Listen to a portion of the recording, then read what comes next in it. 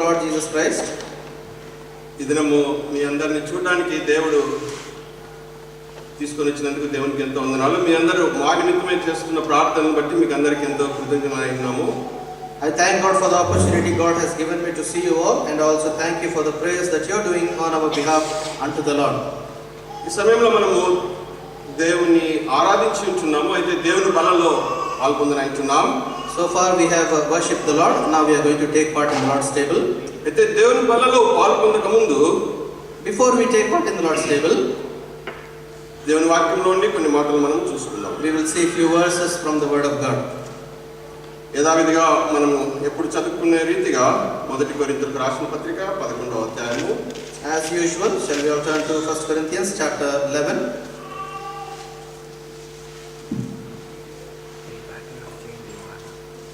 ఇరవై 23వ వచనం నుండి 28వ వచనం వరకు మార్చి చదువుకుందాము. We will read from verse 23 till 28 alternatively. Sudhakar brother మొదటి చదువుతాడు. For I have received of the Lord, which also I deliver unto you, that the Lord Jesus, the same night in which he was betrayed, took bread. And read from దాని గురించి ఇది మీ కొరకైన నా శరీరము, నన్ను జ్ఞాపకం చేసుకుంటే చేయడం చెప్పారు. After the same manner also he took the cup when he had supped, saying, This cup is the New Testament in my blood. This do ye as often as ye drink it in remembrance of me.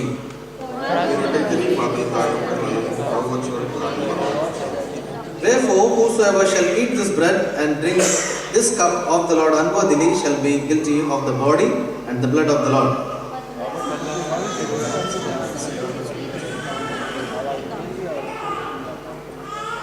దేవుని నడిపింపు కొరకు ప్రయత్నిస్తున్నాం.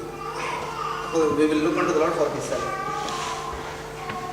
ప్రేమగల మా ప్రభువా, పరిశుద్ధమైన దేవా, శివాధిపతి, నిన్న నేడు నిరంతరం ఒకే రీతి ఉన్న దేవా, ఆసక్తితో నీ సన్నిధికి వచ్చిన వారిని జ్ఞాపకం చేసుకునే గొప్ప దేవా, భూమిని ఆకాశాన్ని సమస్తాన్ని సృజించి మానవులమైన మమ్మల్ని కూడా జ్ఞాపకం చేసుకొని ఈ దినాన నీ పరిశుద్ధ దినమున నీ బలలో ఉదవా నీ శరీరాన్ని నీ రక్తాన్ని మనసులో పాల్గొనక ముందు మమ్మల్ని నేను ఉదవా పరీక్ష చేసుకొని ఈ బలలో పాల్గొనైతుండగా నీ కృపను మాకు చూపించండి.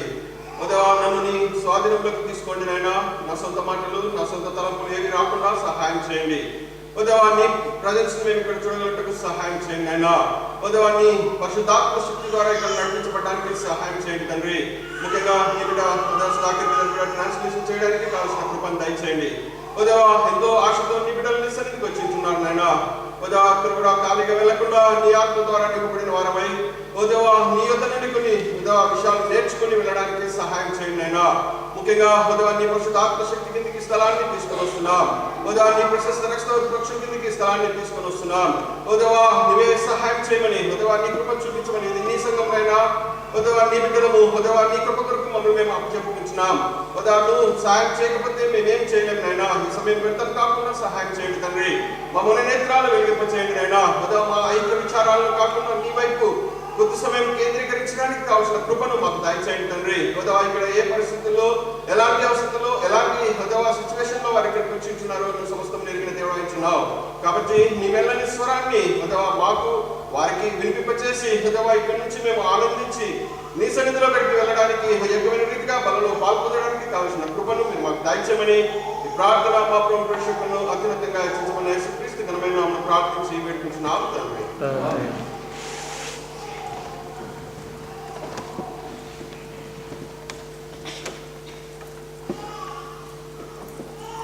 ఈ సమయంలో మనము దేవుని వాక్యంలో ఉండి 1 కొరింథీయులకు రాసిన పత్రికలో చదువుకున్న రీతిగా, as we have read the word of God from 1 Corinthians chapter 11, 23వ వచనం నుండి 28వ వచనం వరకు మనం ఏ రీతిగా ఈ బలను తీసుకోవాలో రాయబడి ఉంటుంది. it is written how we need to take part in the Lord's table from verses 23 till 28. అయితే ఈ అధ్యాయాన్ని వచనాలను మనం అనేక పర్యాలు చదివి ఉండొచ్చు. We might have read these verses several times. దీని వాక్యాన్ని కూడా మనం అనేక విధాలుగా అనేక మంది మీకు చెప్పి ఉండొచ్చు. And so many people might have described this word in several ways. అయితే మనం ఈ దినాన పరిశుద్ధాత్మ ద్వారా ఏదైతే వినయించున్నామో దాని కొరకు సిద్ధపడాలని మిమ్మల్ని ప్రేమపూర్వకంగా ఆహ్వానిస్తున్నాను. I request you that we should be prepared to listen to what the Spirit says to us. ఎందుకంటే దేవుని వాక్యంలో మనము ఆరాధనలో కూడా ఆయన రక్తాన్ని ఆయన శరీరాన్ని గురించి చూసుకొని ఉంటున్నాం. Even in the worship also we have seen about the body and the blood of Lord Jesus Christ. ఈ సమయంలో కూడా మళ్ళీ పరిశుద్ధాత్మ దేవుడు ఎందుకు అదే వాక్యాన్ని చెప్పాలని నా మనసులో కూడా తీసుకొని వచ్చాడో నాకైతే తెలీదు. I do not know why the Spirit has put the same word in my heart to share with you today. ఈ సమయంలో మనము దేవుని వాక్యంలో ముందుకు వెళ్ళక ముందు, Before we go into the God's word, ఇక్కడ మనం ఈ వచనాల్లో 5 విధాలుగా దేవుని బలలో మనం ఎలా పాల్పొందాలో మనం చూసుకొని ఉంటున్నాం. we are going to see 5 ways how we can take part in the Lord's table. భయపడకండి, నేను 2 hours వాక్యం తీసుకుంటానని. Don't get scared that I will take the word for 2 hours. సాధ్యమైనంత తొందరలో ముగించడానికి I ప్రయత్నిస్తాను. will try to finish as soon as possible. మనం ఇక్కడ చూసిన రీతిగా 1 కొరింథీయులకు రాసిన పత్రిక 11వ అధ్యాయం 24వ వచనం చదువుతామండి. We will, as we have just said, we will read 1 Corinthians chapter 11 verse 24. అందరం కలిసి We చదువుకుందాం. all read together. 1 కొరింథీయులకు రాసిన పత్రిక 11వ అధ్యాయము 24వ వచనం. 1 Corinthians chapter 11 verse 24. All of us together. దాన్ని విరిచి ఇది మీ కొరకైన నా శరీరము నన్ను జ్ఞాపకం చేసుకుంటే దీన్ని చేయండి. కాబట్టి ఇక్కడ మనము మొదటిగా ఏం చేయాలి? Firstly, what do we need to do? జ్ఞాపకం చేసుకోవాల్సిన వారం ఏంటున్నాం. We need to remember. ఏం జ్ఞాపకం చేసుకోవాలి? What do we need to remember? ఆయన పొందిన శ్రమను, The trouble, the agony that he has gone through. ఎందుకంటే ఈ బల్ల అనేది ఏదో నమ్మకాత్రమైనది కాదని మనం అనేక పర్యాలు విని ఉంటున్నాం. We have heard this several times. This table is not a nominal one. అనేక మంది తీసుకున్న రీతిగా మనం ఈ బల్లలో పాల్పొంద అని చెప్పేవారంగా ఉంటున్నాం. We several times say that we also need to take part as everybody else take part. అయితే మనల్ని మనం పరీక్ష చేసుకోవాలని బైబిల్ వాక్యంలో చెప్పబడి ఉంటుంది. But the word of God clearly says that we need to examine ourselves before we take part. అయితే మనం పరీక్ష చేసుకోక ముందు మనం ఇది ఏమైందో తెలుసుకోవాల్సిన వారమైంటున్నాం. Before we examine ourselves, we need to know what exactly it is. ఎందుకంటే ఆయన శ్రమ, ఆయన బాధ, ఆయన పొందిన కష్టాన్ని మనం ఒకసారి గుర్తు చేసుకోవాల్సిన వారమైంటున్నాం. We need to remember his trouble, his torture, his pain that he has undergone. ఎందుకంటే బైబిల్లోనే చెప్పబడి ఉంటుంది, నా సొంత మాటలు కాదు. These are not my words. The word of God clearly says in the Bible. మనల్ని మనం పరీక్ష చేసుకోవాల్సిన వారమైంటున్నాం. We need to examine ourselves. కాబట్టి ఏం పరీక్ష చేసుకోవాలంటే ఇక్కడ సెకండ్ దాంట్లో ఉంటుంది. And we will see the later part where it says how we need to take part in the Lord's table. కానీ ఇక్కడ అంటే మంచి కనిపిస్తలేదు, కానీ ఆయన శ్రమను, ఆయన బాధను మనము గుర్తు చేసుకోవాల్సిన వారమైంటున్నాం. We need to remember his sufferings, how he suffered for us. ఆయన 3 గంటలు ఎంతో శ్రమ పెట్టబడినట్లు మనం చూసుకోగలము. We can understand that he was tortured and he suffered for 3 hours. అక్కడ పిక్చర్స్ ఉంటున్నాయి, రకరకాలైన శ్రమను ఆయన పొందినట్లు మనం చూడగలము. We see different pictures over there, different sufferings he has undergone. అవన్నీ ఎవరి కొరకు పొందాడు? Why has he gone all through them, all of the sufferings? మనం ఆల్రెడీ ఆరాధన వాక్యంలో చూసుకున్న రీతిగా నీ కొరకు నా కొరకు పొంది ఉంటున్నాడు. As we have seen in the worship message, he has undergone just because of you and for me. అదేదో సామాన్యమైన శ్రమ కాదండి. It's not an ordinary suffering. రోమిల ద్వారా శ్రమ పెట్టబడడం అంటే అది ఎంతో కష్టమైనది. Being tortured by the Romans is not an ordinary thing. It's a very difficult one.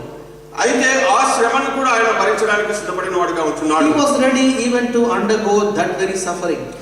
అది కేవలం నీ కొరకు నా కొరకు చేసి ఉంటున్నాడు. He has done this just because of you and for me. కాబట్టి ఈ దినాన నువ్వు నేను దేవుని బలలో పాల్గొంటున్నాం. So as we are going to take part in the Lord's table, మనం ఎంతవరకు ఆయన పొందిన ఆ బాధను జ్ఞాపకం చేసుకునే వారంగా ఉంటున్నాం. so we need to remember his suffering which he has undergone. రెండవదిగా, Secondly, ఆయన పొందిన శ్రమ ద్వారా మనకు ఒక మేలు కలిగి ఉంటుంది. we got a benefit out of his suffering. మనకు దేవునికి సంబంధం లేనప్పుడు, When we and he, God, did not have any relationship, మన పాపాల ద్వారా మనం చనిపోయిన వారంగా ఉంటున్న సమయంలో, when we were dead in our sins, మనము దేవునితో డైరెక్ట్ గా నా తండ్రి అని పిలవలేని వారంగా ఉంటున్న we were సమయంలో, not in a position where we could call him my father. ఏ రీతిగా అయితే ఇక్కడ చూస్తున్నామో, As we see here in the picture, అక్కడ ఆ దినాల్లో ఇశ్రాయేలీయులు దేవుని దగ్గరికి వెళ్ళడానికి వారికి పర్మిషన్ లేకుండా ఉండేది. in those days, children of God had no permission to enter the Lord's presence. ఇక్కడ దేవుని పరిశుద్ధమైన స్థలంలోకి ఎవరికి వెళ్ళడానికి దేవుడు వెళ్ళడానికి మార్గం లేకుండా చేశాడు. And God has made no provision for everybody to enter the holy presence of the Lord. కేవలం దేవుడు మాత్రమే కొందరిని ఏర్పాటు చేసుకున్నాడు. So God alone has chosen few people to enter that presence and enter His presence. వాళ్ళు కూడా ఎప్పుడు వెళ్ళడానికి వీలు లేకుండా ఉండేది. It was even they also not were allowed to go every time that they wanted to go. నాకు తెలిసిన వరకు సుధాకర్ బ్రదర్ దీనికి ప్రతిష్ఠించడానికి గురించి ఎన్నో సార్లు మీకు వాక్యం చెప్పి ఉంటున్నాడు. And about this also Sudhakar brother has told you so many times, shared the word. అయితే అలాంటి పరిస్థితిలో ఉంటుండగా యేసుక్రీస్తు వారు మరణించి తిరిగి లేవడాన్ని బట్టి నీకు నాకు డైరెక్ట్ మనకి ఆయనతో సరైన సహవాసము కలిగి ఉంటున్నాం. Just by the death, burial and resurrection of our Lord Jesus Christ, we had this personal relationship with Him. ఏ అడ్డతెర అయితే ఉంటుందో అది తీసివేయబడి ఉంటుంది. The hindrance that was there, the curtain was twain or torn into two pieces. కాబట్టి నువ్వు నేను మన జీవితాల్లో అనేక పర్యాలు ఇది మర్చిపోయే వారంగా ఉంటున్నాం. Several times in our lives we have forgotten about this. ఎందుకంటే దేవుడు మేలులను చూసినప్పుడు దేవుడు మన కొరకు చేసిన యాగాన్ని మర్చిపోయే వారంగా ఉంటున్నాం. When we look into Lord Jesus Christ, we several times have forgotten the suffering or the benefits that He has done for us. కాబట్టి మనం ఈ సమయంలో కేవలము ఆయన ఏమంటున్నాడో ఆయన పొందిన శ్రమలను ఆయన నీ కొరకు చేసిన ఆ క్రయాన్ని మనము జ్ఞాపకం చేసుకుందాం. So at this time we need to remember what the sacrifice, what the suffering He has undergone for you and for me. రెండవదిగా Secondly, మొదటి కొరింథీయులకు రాసిన పత్రిక 11వ అధ్యాయము same 1 Corinthians chapter 11 26వ వచనం ఎవరైనా చదవండి. 26th verse.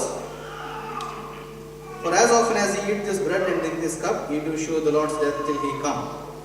కాబట్టి ఇక్కడ మేము చూస్తున్నాం, మీరు ఈ రొట్టెను తిని ఈ పాత్రలను త్రాగినప్పుడల్లా ప్రభువు వచ్చే వరకు ఆయన మరణము ఏం ప్రచురం చేయాలంట? What do we see here? We need to remember that we need to remember Him and also proclaim His death, burial and resurrection. What do we need to do? ఈ పని మనం చేస్తున్నామా? Are we doing this work? మనం ఉంటున్న స్థలంలో, మన neighbours లో, లేక మన జాబ్ లో మనం ఆయన మరణాన్ని ప్రచురం చేసే వారంగా ఉంటున్నామా? Are we doing this with the places where we are living, the places where we are working? Are we able to proclaim about Him? ఇది నా మన నైబర్స్ ఎవరైనా అడిగితే వాళ్ళు చెప్పగలరా మీరు దేవుని బిడ్డలని? If at all we come and ask your neighbors, are they able to tell you that you are the children of God? కాబట్టి ఆ రీతిగా చెప్పాలంటే మనము యేసు మన నిమిత్తమే మరణించి తిరిగి లేచాడని మనం చెప్పవలసిన వారమై ఉన్నాం. Therefore we need to share that God has died for us and has risen again. ఎందుకంటే ఆయన కేవలం నీ కొరకు నా కొరకు మాత్రమే ఆయన మరణించి తిరిగి లేచిన వాడు అంటున్నాడు. And we need to remember that He is the one who died for your sins and for my sins and has risen again. కాబట్టి ఆయన మరణించి తిరిగి లేవడాన్ని బట్టి నీకు నాకు విజయం కలిగి ఉంటుంది. Just because of His resurrection we are made victorious. ఆయన పొందిన శ్రమల ద్వారా నీకు నాకు బాధలు, శ్రమలు, హింసల నుండి విడుదల కలిగి ఉంటున్నాం. We got deliverance by His sufferings. కాబట్టి ఆయన శ్రమలు మనము జ్ఞాపకం చేసుకోవలసిన వారమై ఉన్నాం. So we need to remember His sufferings. కాబట్టి అలాంటి శ్రమలు ఏదో చిన్నగా ఆయన పొందలేదండి. He has not undergone those sufferings just very lightly. కాబట్టి యెషయా 53వ అధ్యాయము 5వ వచనంలో చూసిన రీతిగా if we see Isaiah chapter 53 verse 5, ఆయన పొందిన శ్రమల ద్వారా మనకు స్వస్థత కలుగుతున్నది. we were healed by His stripes. కాబట్టి ఇది నువ్వు నేను ఏ రీతితో ఉంటున్నాం అది కేవలం ఆయన పొందిన శ్రమల ద్వారా. So whatever we are today, it's all because of His stripes and sufferings. అంతేకాకుండా ఆయన ఒకనొకప్పుడు నువ్వు పాపిగా ఉంటున్న సమయంలో next slide. So we need to remember the day when you and I were in sin and when we were sinners. ఎప్పుడైతే పాపానికి దాసులుగా ఉంటున్నప్పుడు, when we were slaves unto sin, ఈ లోకం అనే పాపంలో మనం పడిపోయిన వారంగా ఉంటున్న సమయంలో, when we were fallen in the sin of this world, ఈ లోకంలో మనం అటు ఇటు శాంతి సమాధానం లేని వారుగా ఉంటున్న సమయంలో, when we were scattered abroad without any peace, ఎవరు మాకు సాయం చేస్తారా అని చూస్తున్న సమయంలో, when we were looking for help and looking unto the people who would help us, ఎవరి దగ్గర నుండి సహాయం దొరకనప్పుడు, when we had no help from anybody, యేసు శిలువ యొద్ద నీకు రక్షణ దొరికి ఉంటుంది. you got salvation at the cross of our Lord Jesus Christ. ఆయన కేవలం నీ కొరకు నా కొరకు పొందిన ఆశ్రమ ద్వారా ఆయన కాచిన రక్తంలో నీకు నాకు విడుదల విమోచన కలిగి you and I got deliverance because of His sufferings and the blood of Christ which He has shed on the cross. కాబట్టి ఆయన పొందిన ఆ శ్రమను మనం జ్ఞాపకం చేసుకోవాల్సిన వారమై ఉన్నాం. We need to remember that very suffering. ఆయన పొందిన మరణాన్ని మనం జ్ఞాపకం చేసుకోవాల్సిన వారమై ఉన్నాం. We need to remember his death. ఆయన మరణించి సమాధి చేయబడి తిరిగి లేచిన రీతిగా నువ్వు నేను కూడా ఈ లోకానికి మరణించి తిరిగి లేచామని మనం చెప్పవలసిన వారమై ఉన్నాం. The way he died and rose again, similarly you and I need to proclaim to the world that I am dead to this world and I am risen again. ఏ రీతిగా యేసుక్రీస్తు ప్రభువారు సిలువ వేయబడారో నువ్వు నేను ఆ రీతిగా సిలువ వేయబడామని మనము ప్రజల ముందు చెప్పవలసిన వారమై ఉన్నాం. And we need to tell the world and the people around us the way the Lord was crucified, so also you and I have been crucified. కాబట్టి ఈ దినాన దేవుని బలలో పాల్గొనవలసిన నువ్వు నేను మనము ఇదెంతో స్పష్టంగా పరీక్ష చేసుకోవాల్సిన వారమై ఉన్నాం. This we need to examine very clearly before we take part in the Lord's table. ఎందుకంటే నేను నువ్వు మనమందరము ఒకానొకప్పుడు దేవునికి దూరస్తులం. Once upon a time you and I were very far away from him. మనము ఏ రీతిమైన నిరీక్షణ లేని వారంగా ఉంటున్న సమయంలో ఆయన నీ కొరకు నా కొరకు మరణించి మనమును ఆయనతో పాటు భూస్థాపన చేయించుకొని ఆయనతో పాటు తిరిగి లేచేటట్లు చేసి ఉంటున్నాడు. When you and I had no assurance, he was the one who made us to die with him and buried with him and risen up again with him. కాబట్టి మనం ఎప్పుడు అది గుర్తు చేసుకోవాలి. యేసు పొందిన శ్రమలో నేను కూడా పాలుభాగస్తున్నై. We always need to remember that in the suffering of Lord Jesus Christ, I too was one along with him, and we need to identify ourselves with him. ఈ లోకానికి నేను మరణించి ఉంటున్నాను, దేవుని రాజ్యం కొరకు తిరిగి లేచి ఉంటున్నాను. I am dead with him, and for the kingdom of God I am risen again. మూడవదిగా Thirdly, అదే మొదటి కొరింథీయులకు రాసిన పత్రిక 11వ అధ్యాయము 28వ వచనం. 1 Corinthians chapter 11 verse 28. But let a man examine himself, and so let him eat of that bread and drink of that cup. కాబట్టి ఇక్కడ ఉన్న ప్రతి మనుషుడు తను తాను పరీక్షించుకున్నాడు. అలా చేసి ఆ రొట్టెను తిని ఈ పాత్రను త్రాగవలెను. కాబట్టి తన్ను తాను పరీక్షించుకోవాలను. So everybody needs to examine himself. ఇదెంతో గొప్ప మర్మం అండి. This is a very big mystery. ఈ పని చేయడానికి మాత్రం ఎవరికి ఇష్టం లేదు. Nobody is willing to do this. ఒకనొకప్పుడు నేను కూడా అలాగే ఉన్నాను. Once upon a time even I too was like that. ఎవరైనా వాళ్ళని తీసుకుంటుంటే వాళ్ళని చూసి వాళ్ళకి చెప్పేవాడిని. Whoever used to take part in the Lord's table, I used to look at them, I used to tell them. ఓ మీరు సరిగా ఉన్నారా నాకు చెప్తున్నారా? I used to ask them, are you okay with the Lord? You are trying to tell me or teach me. దేవుని వాక్యంలో రాయబడిన రీతిగా దేవుడు నాతో మాట్లాడించున్నాడు. As it is there in the word of God, God has spoken to me. మనల్ని మనము పరీక్ష చేసుకోవాల్సిన వారమై ఉన్నాం. We need to examine ourselves. ఎందుకు మనల్ని మనం పరీక్ష చేసుకోవాలి? Why do we need to examine ourselves? ఆయన కేవలము నీ పాపాలు క్షమించి ఉంటున్నాడు. He has forgiven all of your sin. నా పాపాలు నా దగ్గరకు వచ్చి క్షమించి ఉంటున్నాడు. He has come to me and has forgiven all my sin too.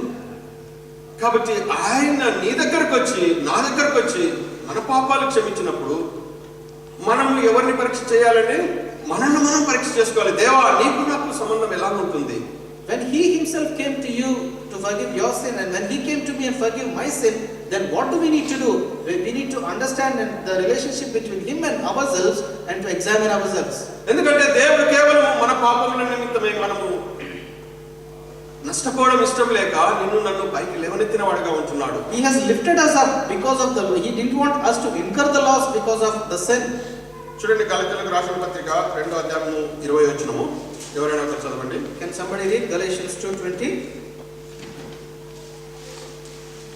I am crucified with Christ, nevertheless I live, yet not I, but Christ liveth in me, and the life which I now live in the flesh, I live by the faith of the Son of God, who loved me and gave himself for me.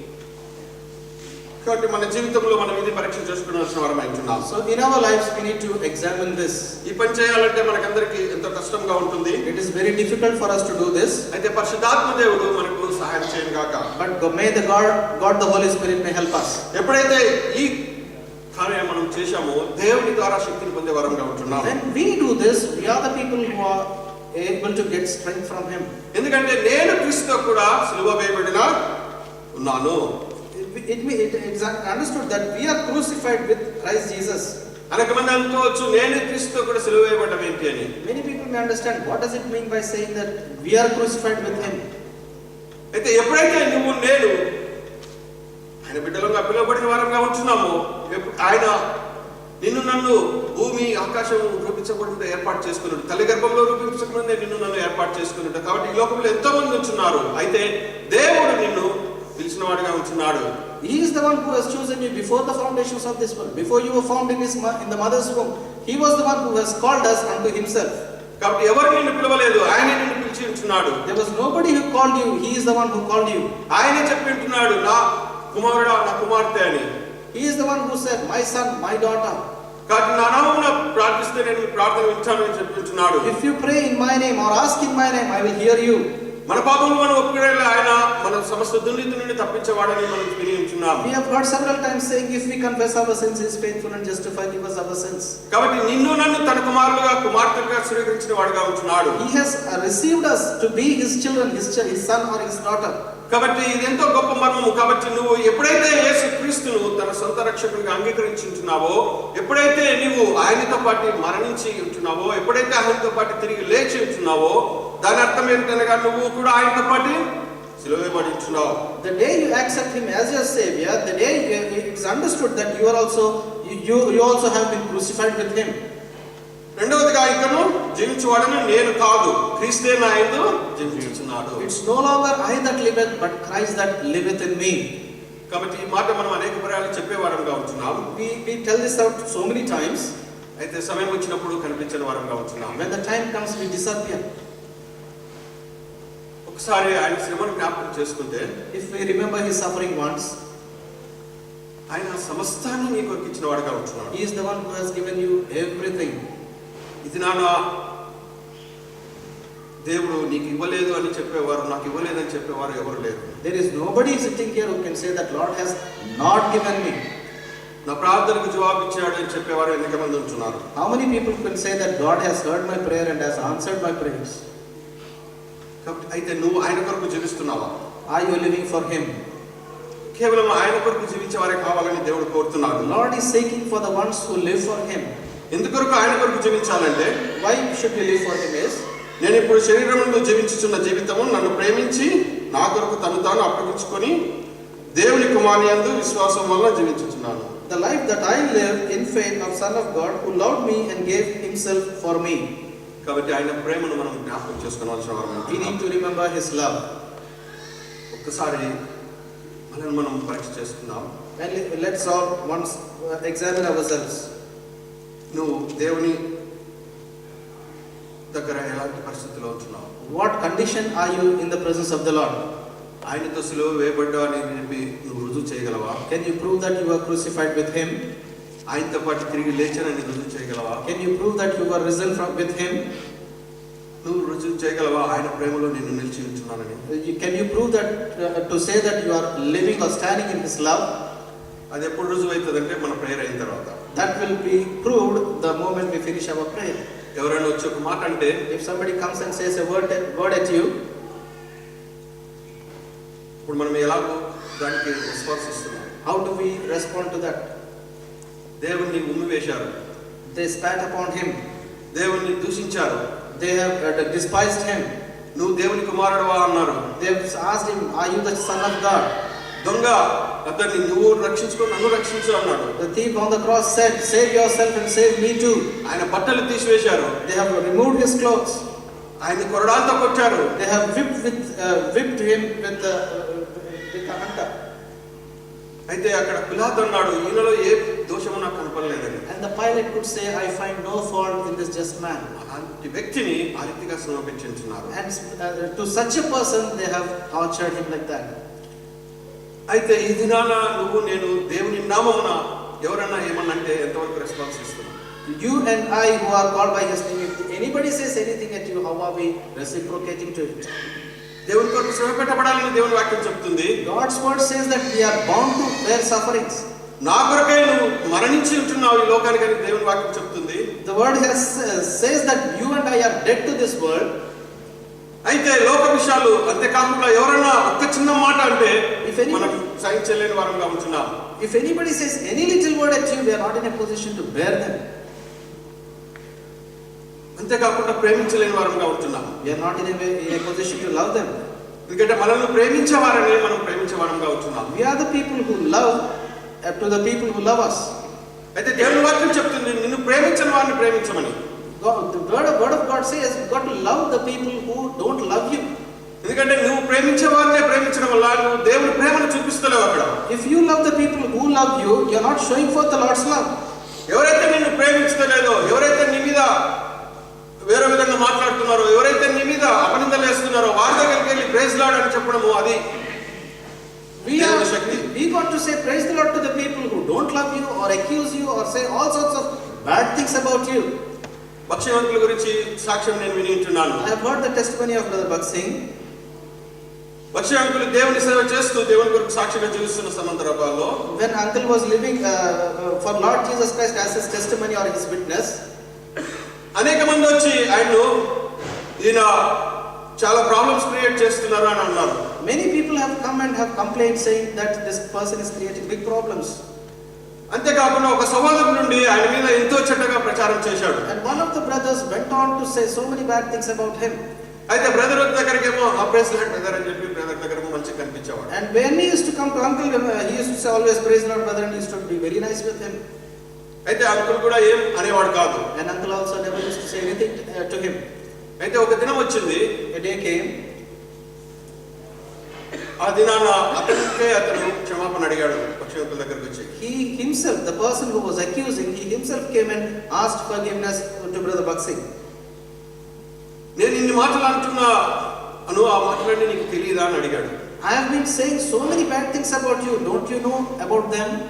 అన్ని తెలుసు, దాన్ని బట్టి దేవునికి స్తోత్రాలు అన్నాడు. And he said, Brother Bhaksing said, I know all of them, but I praise God for all of that. కాబట్టి నిన్ను ఇంకా నేను ప్రేమించగలిగి ఉంటున్నాను. I'm able to still love you.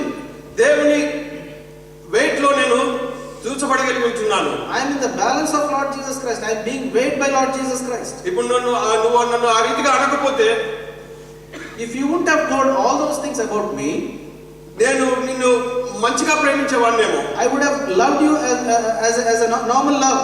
అయితే దాని ద్వారా నేను దేవుని యొద్ద గొప్ప ఆశీర్వాదాన్ని పొందేవాడిని కాదు. By that I wouldn't have had a big reward from the Lord. అయితే నువ్వు నన్ను తిట్టినప్పుడు, నువ్వు నన్ను దూషించినప్పుడు, నువ్వు నన్ను అవమానపరిచినప్పుడు, నువ్వు ఇతరులతో నా గురించి చెప్పినప్పుడు నేను నిన్ను ప్రేమించాను కాబట్టి దేవుడు నన్ను ఆశీర్వదిస్తాడు. God blessed me because the time you accused me, you despised me, you told everything bad about me, I started to love you. That's why God has rewarded me. కాబట్టి దేవుడు సాతాను నేను దేవుని ద్వారా ఆశీర్వదించబడ్డానికి కొరకే నేను వాడుకున్నాడు, దాన్ని బట్టి స్తోత్రాలు అన్నాడు. Satan has used you to bless me. I thank God for that, he said. కాబట్టి ఇది నువ్వు ఆ మాట చెప్పగలవా? Today are you able to tell the same thing?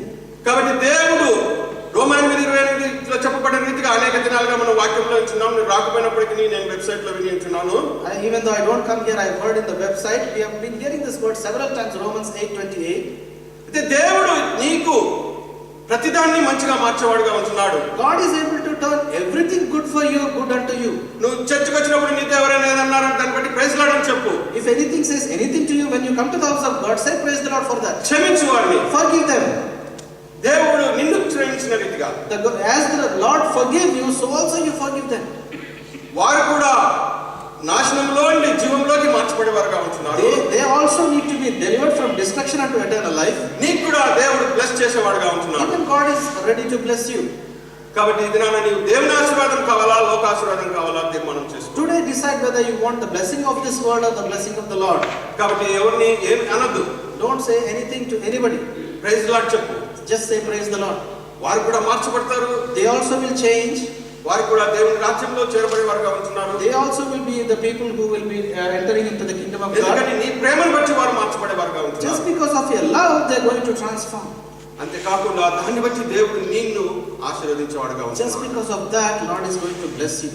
కాబట్టి ప్రియమైన సహోదరి సహోదరులారా, Therefore, dear ones, ఇది నా మనం దేవుని బలలో పాల్గొందనైచున్నాం. we are going to take part in the Lord's table. మనం పరీక్ష చేసుకుని వచ్చిన వారమై We will examine ourselves. నాలుగవదిగా, Fourthly, అదే మొదటి కొరింథీయులకు రాసిన 11వ అధ్యాయము 29వ వచనం చదవండి. same 1 Corinthians chapter 11 verse 29. Can somebody read? For anyone who eats and drinks without recognizing the body of the Lord, eats and drinks, brings judgment on himself. కాబట్టి ఇంతవరకు మనము 3 మాటలు వింటున్నాము. So far we have heard 3 words. మొదటిగా ఆయన పొందిన శ్రమను మనం జ్ఞాపకం చేసుకోవాల్సిన వారమైంటున్నాం. We have remembered the sufferings of our Lord. ఆయన నీకు చేసిన క్రయాన్ని మనం గుర్తు చేసుకోవాల్సిన వారమైంటున్నాం. We have heard the price that He has paid for you and me. అయితే ఆయన నీ కొరకు పొందిన శ్రమను అంతేకాకుండా నిన్ను పాపలోకంలో మార్చిన విధానాన్ని నువ్వు ఇతరులతో చెప్పగలుగుతావు. You got to share or proclaim the way the Lord has transformed you from eternal hellfire to the eternal life. అంతేకాకుండా మనము పరీక్ష చేసుకోవాల్సిన వారమైంటున్నాం. Not only that, we need to examine ourselves. ఆ మూడు చేయకుండా మనం బలలో పాల్గొంటే ఏమవుతుందో ఇక్కడ రాయబడింది. What happens if you don't examine the 3 points that we have seen, and if you take part in the Lord's table, the consequences are written in this verse. అందరం కలిసి చదువుకుందామండి. We will all read together. 11వ అధ్యాయం 29. Chapter 11, verse 29. 1 Corinthians, chapter 11, verse 29. For anyone who eats and drinks without recognizing the body of the Lord eats and drinks judgment on himself. కాబట్టి ప్రియమైన సోదరి సోదరులారా, So, dear brother and sister, ఇది నాన్న మనం ఇక్కడ చేరింది దేవుని కృతజ్ఞత కావాలని కాదు. today we have gathered here not to look unto the Lord's wrath. నేనేదో చెప్తున్నానని కాదు, It's not that I am telling you. దేవుని వాక్యంలో చెప్పబడి ఉంటుంది. In the word it's written. ఈ మాట నేను చెప్పకూడదు అనుకున్నాను. I thought I should not tell this word. అయితే పరిశుద్ధాత్మ దేవుడు ఎందుకో ఈ మాట చెప్పాలని తీసుకొని వచ్చి ఉంటున్నాడు. I do not, God the Holy Spirit is enabling me to speak these words to you. కాబట్టి మనము ఆ మూడు విషయాల్లో సరిగా లేకుండా బలలో పాల్పొందితే, If we are not right in those 3 things that we have seen, దాని ద్వారా మనకు శిక్ష కలుగుతుంది. because of that we will be punished. ఎందుకంటే దేవుడు నీకు నా కొరకు ఈ లోకానికి వచ్చి మరణించి తిరిగి లేచాడని అనేక సంవత్సరాలు గమనించున్నాం. We have been listening to this several years that Lord Jesus Christ came and died and rose again for us. ఆయన ఒక్కడే మనకు సాయం చేసే దేవుడని, He is the only one who helps us. ఆయన పరిశుద్ధాత్మ శక్తి ద్వారా మనం నడిపించబడుతున్నామని. By His Holy Spirit we are being led. చూడండి, రోమిలకు రాసిన పత్రిక 8వ అధ్యాయము. Kindly see Romans chapter 8, 16, 17 వచ్చిన చదవండి. 16 and 17. Can somebody read? The Spirit Himself testifies with our spirit that we are God's children. Now, if we are God's children, we are heirs, heirs of God and co-heirs with Christ, if indeed we share His sufferings, in order that we might also share in His glory. కాబట్టి ఇక్కడ clear చెప్పబడింది, మనం ఎవరమంటా? మనము దేవుని. It clearly says, what are we? We are God's children. ఆత్మ తానే మనతో సాక్ష్యం ఇస్తున్నాడు. The Spirit itself beareth witness. మన పిల్లలమైతే వారసులం. If we are children, we are heirs. అనగా దేవుని వారసులం. That means God's heir. క్రీస్తు కూడా మహిమ పొందుటకు ఆయనతో శ్రమ పొందిన ఎడల క్రీస్తు తోటి వారసులం. Joint heirs with Christ, if so be that we suffer with Him. కాబట్టి మనము క్రీస్తుతో వారసులం అని చెప్పి మనము గుర్తు చేయబడి ఉంటున్నాం. We are remembered that we are the joint heirs with Him in Christ. కాబట్టి మనం అది మర్చిపోవడం వల్ల మనము శిక్షణ తెచ్చుకునే వారంగా ఉంటున్నాం. We are bringing ourselves under the condemnation. కాబట్టి మనము ఆ రీతిగా కావాలని దేవుడు కోరలేదు. God didn't want us to be like that. ఒకనొకప్పుడు మనం పాపానికి దాసులంగా ఉన్నాము. At one time we were slaves unto sin. చూడండి, రోమిలకు రాసిన 6వ అధ్యాయం 17వ వచనంలో రాయబడి ఉంటుంది. It's written in Romans chapter 6 verse 17.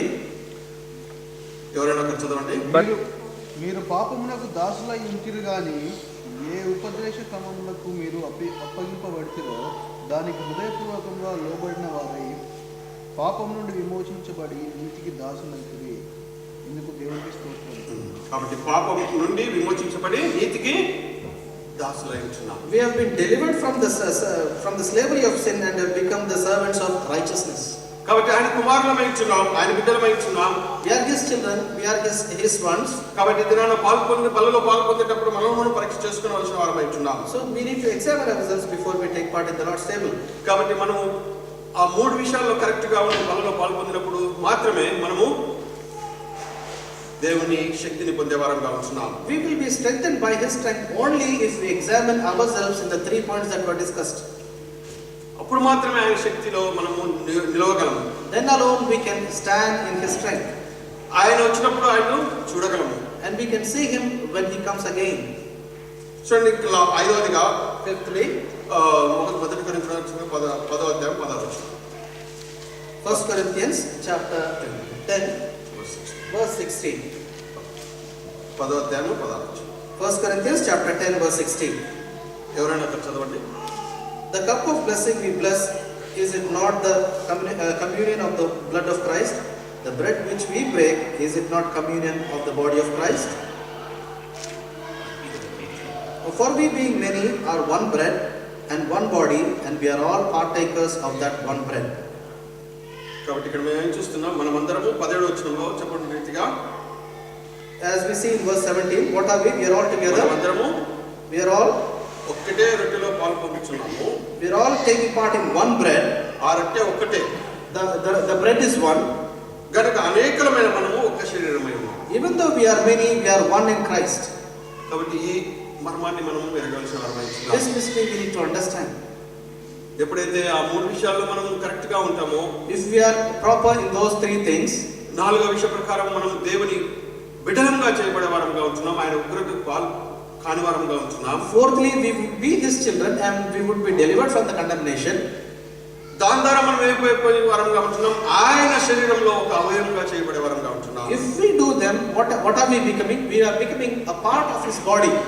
కాబట్టి మనమందరము మనం ఎక్కడి వారమో, మన పరిస్థితి ఎలాంటి అయినప్పటికీ, మన విధానము నడవడి ఏదైనప్పటికీ క్రీస్తులో మనం అందరం ఒక కుటుంబం అవుతున్నాం. Whatever may be our background, but we are all one in Christ Jesus. కాబట్టి మనమందరం ఒక్క శరీరం అవుతున్నామని ఎరగాల్సిన వారం అవుతున్నాం. We need to understand that we are all part of that one body. ఈ విషయంలో మనం ఎంతో జాగ్రత్తగా ఉండాల్సిన వారం అవుతున్నాం. We need to be very careful in these things. ఎందుకంటే అనేక పర్యాలు మనము 3 విషయాలు చేసే వారంగా ఉంటున్నాం. పైన ఉన్నవి చెప్పిన ఇంతకు నేను చెప్పిన రీతిగా We are in a position to perform all those 3 things that we have discussed before.